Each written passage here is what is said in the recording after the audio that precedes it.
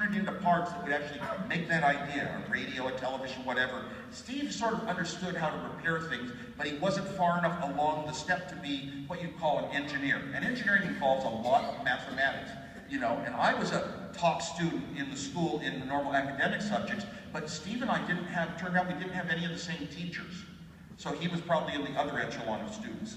And when you're missing the math, so, but still, you know, he had this intrigue that electronics was the one thing that he could do and understand, and he liked it. So we became very close friends. We talked about the world, and the world was changing a lot in the 60s. We had the counterculture movement in the Bay Area, and Steve was going to be kind of more or less, just young, had no money. He kind of didn't like his parents. He felt that they weren't intelligent enough for him or something, but he thought none of the teachers were intelligent enough for him either. And I was one of the rare students. I was a good student. I thought every teacher was so important in my entire life. This college, for example, I donated to them. They have a display. My own Apple I computer, you know, worth about $1 million. My own Apple II, my own Apple III. My own computers went to the school because I believe in giving back to the institutions that helped you get to where you are in life.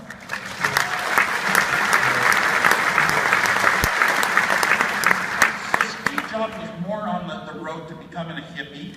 And he probably did drugs, but you know what? I didn't do drugs, and he never talked to me about it, and I never saw him do any. So, you know, he was very disrespectful in that way. It just wasn't my thing. I made my own decisions of how I would get fun. But he did talk to me the first time I met him, ever.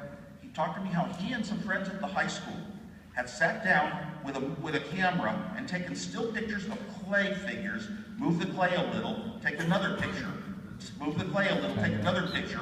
It's a form of animation called claymation. And it's really interesting because look at later in life what we got out of that. Pixar.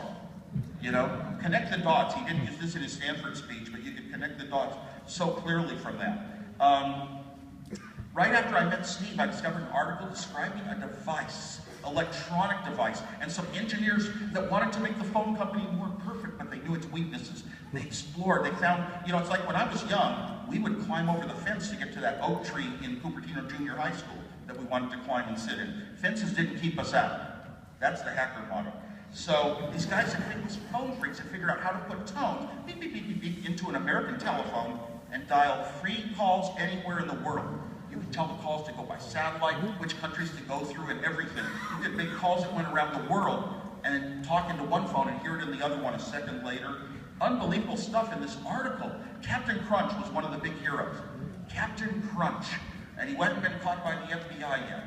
And he was named Captain Crunch because he discovered that the toy whistle in Captain Crunch cereal played exactly the right note. It's a high E, the second harmonic of the high E on a guitar, if you have a guitar. And it would hang up a long-distance call, and the long-distance call would go ka-chink, and now the phone company was at your disposal, waiting for tones to tell it where to connect the call.